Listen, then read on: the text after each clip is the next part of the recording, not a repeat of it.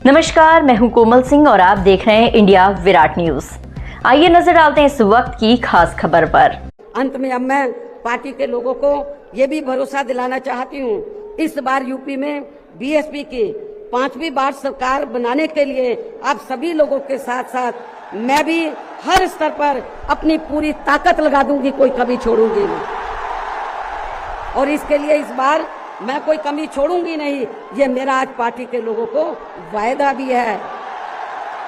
उत्तर प्रदेश की राजनीति में बहुजन समाज पार्टी यानी बीएसपी प्रमुख मायावती ने एक बार फिर बड़ा ऐलान कर दिया है। काशीराम के परिनिर्वाण दिवस के अवसर पर लखनऊ स्थित काशीराम स्थल पर हुई महारैली में मायावती ने 2027 में यूपी में 5वीं बार बसपा सरकार यानी बीएसपी गवर्नमेंट इन यूपी 2027 बनाने का वादा किया। रैली में अलग अलग राज्यों से आए हजारों पार्टी कार्यकर्ता और समर्थक मौजूद थे।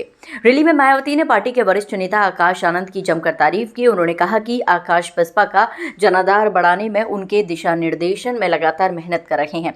मायावती ने समर्थकों से अपील की कि हर परिस्थिति में आकाश आनंद का समर्थन करें। उन्होंने रैली के महत्व पर जोर देते हुए कहा कि इस बार किसी भी तरह का पैसा खर्च करके लोगों को बुलाया नहीं गया, बल्कि सभी समर्थक अपनी मेहनत की कमाई खर्च कराए।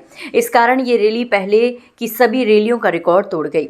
मायावती ने रैली में कहा, जातिवादी दल संविधान को बदलने की कोशिश करते रहते हैं, लेकिन बसपा ऐसा नहीं होने देगी। हमें अपनी संघर्ष के लिए कोई कमी नहीं छोड़नी चाहिए। बसपा ही वह पार्टी है जो बाबा साहब अम्बेडकर के संविधान को सुरक्षित रखती है। उन्होंने 2027 में यूपी में बसपा की पूर्ण बहुमत की सरकार बनाने का आह्वान किया और समर्थकों को बूथ स्तर पर छोटी मोटी सभाएं कर बसपा के 4 बार के शासनकाल की उपलब्धियों को जनता तक पहुंचाने की दिशा में काम करने को कहा। मायावती ने स्पष्ट किया कि यूपी 2027 इलेक्शन में बसपा अकेले चुनाव लड़ेगी, क्योंकि गठबंधन में सहयोगी दलों को वोट मिलता है, लेकिन बसपा को उनका समर्थन नहीं मिलता। उन्होंने कहा कि जब भी बसपा ने गठबंधन की सरकार बनाई, वह कार्यकाल पूरा नहीं कर पाई और जल्दी गिर गई। वहीं पूर्ण बहुमत वाली सरकार के दौरान सभी समाजों के लिए विकास कार्य किए गए। बसपा प्रमुख ने यह भी वादा किया कि प्रदेश में बसपा की सरकार बनने पर दलित और पिछड़ों के खिलाफ बने कानूनों में बदलाव किया जाएगा। राज्य में सर्वजन हिताय सर्वजन सुखाय की नीति के तहत शासन होगा और लोगों को अपनी रोजी रोटी के लिए पलायन नहीं करना पड़ेगा। मायावती का ये भाषण 2027 में यूपी में बसपा की सत्ता वापसी की दिशा में एक मजबूत संकेत माना जा रहा है। साथ ही वर्तमान राज्य सरकार की भी बहुत बहुत आभारी है, और इसलिए आभारी है क्योंकि इस स्थल को देखने वाले लोगों के टिकटों का